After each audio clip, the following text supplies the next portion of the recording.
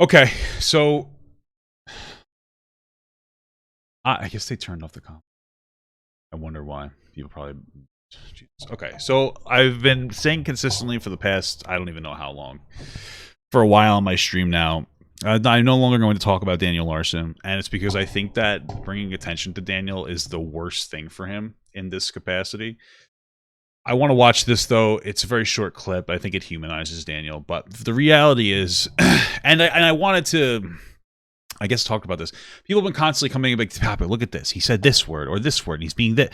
He has people again who are telling him to read off of a fucking script, and he's doing it. And like he, obviously, somebody who I don't know what you want to say. He's neuroatypical. I don't know how you want to talk about it. I don't know, but he's easily manipulated and susceptible to trolling. And the only thing that we could stop it is by him not getting his attention, or somebody like stepping in and like actually helping him.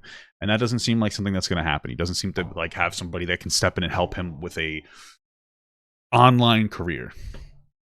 That's like the reality. But I just don't want to bring any more attention to the guy. However, this is from December 11th, 2012. People just found out about it. I found it interesting. I saw some of the clips on TikTok, and I was like, you know what? I want to watch this. This is Daniel's like story from when he was younger. I would like to talk about this. Ideally, like, listen, Daniel's a flawed guy. I don't think that he needs to be off social media, but like just with his current infrastructure, it's having a profoundly negative impact on him. His ego is getting very inflated. He's not listening to the people around him that are like, this is what you need to do to get better. He's making his problems worse, and he thinks he's this big celebrity, and it's making it, it's making him, it's having a negative impact. Like, he just doesn't understand how to be a person as somebody who has some social media like clout, I guess you would say. He gets very conceited, and part of that might be because of like whatever particular like mental issues he has. I don't really know, but I feel like a lot of my videos I made, some of them were necessary and some of them weren't, and I contributed to the meme a little bit, and I don't really want to do that anymore. And it's just like, you know, if people weren't I understand making a little bit of fun, having some fun with jokes, but especially after fucking he had a management team manipulate him to go to California and be homeless. It's like, holy fuck. Like, this I just feel like it's too much, man. Like, it's not funny anymore. It's not fun. You know, people aren't just having fun with Daniel. They're literally like mocking him, and they're shitting on him, and they're harming him. So, but I want to watch this because this seems like a very interesting little thing.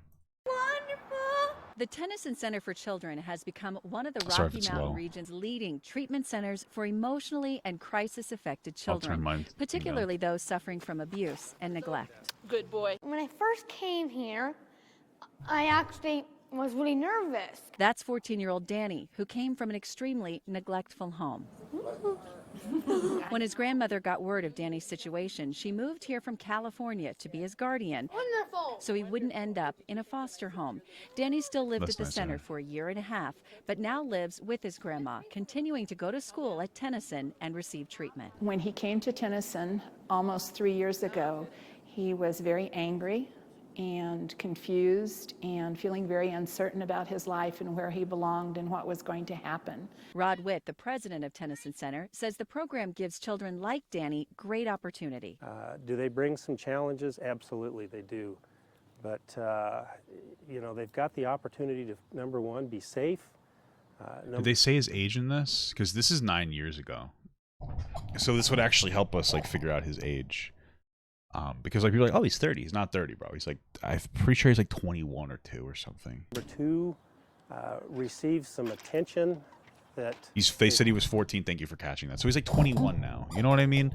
That's another thing. People are like, oh, he's like 30 years old. He's a 30-year-old pedophile. It's like, dude, holy shit. Like, you know what I mean? It's crazy. You know, people get so much information wrong about Daniel.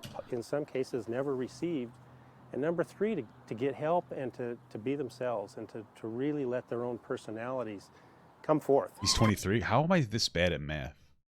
Yeah, you're right. He's 23. Sorry. Thank you, guys. I appreciate you helping me out. So he's 23 now. So he was like 22, and I guess like last year or whatever, obviously, because that's when I was like covering him more. Well, not last year, but he says he's turning 23 next week. Okay. Oh, thank you, guys. I appreciate that. But looking at Danny now, you will see a smiling, laughing young boy with the world ahead of him. This is wonderful today. Danny and his grandmother have both seen huge improvements. I learned to, when I'm in school, to do school and never quit, because if you quit, you won't know what to do. And if someone's trying to get you upset, don't let them make you feel bad about yourself. Just be good and make yourself feel happy. I used to be really good at math too. This is what people like. Somebody was like, I did the math wrong too. But I've been watching Papa Got Too Much. I used to be really good at math. Look at me now. You just get dumber as you get older. He likes himself now. He feels good about himself. I'm not saying he's a finished job. I think his grandmother might have passed away. I don't know if that's true or not, because I remember him talking potentially about it. The situation's so fucked. He's got more work to do, but he's a much different child than he was when he first came here. Danny now has big dreams and is looking forward to the future. I like theater. I love to act.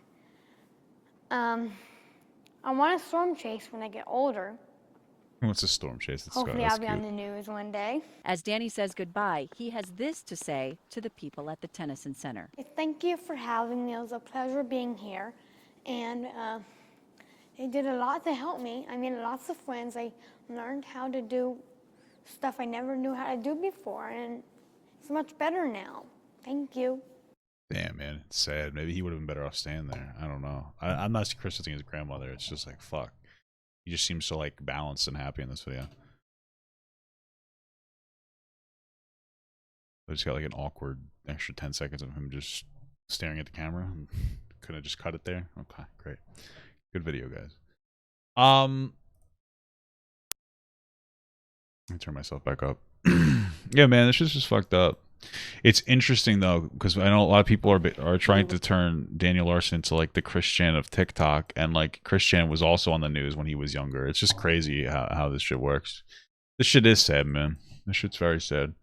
It's nuts how like the comments are off, because I'm going to assume that like dumb fucking Daniel Larson fans were like, "Get Larson," and the comments had to get turned off, or maybe they were get turned off earlier. I don't know, but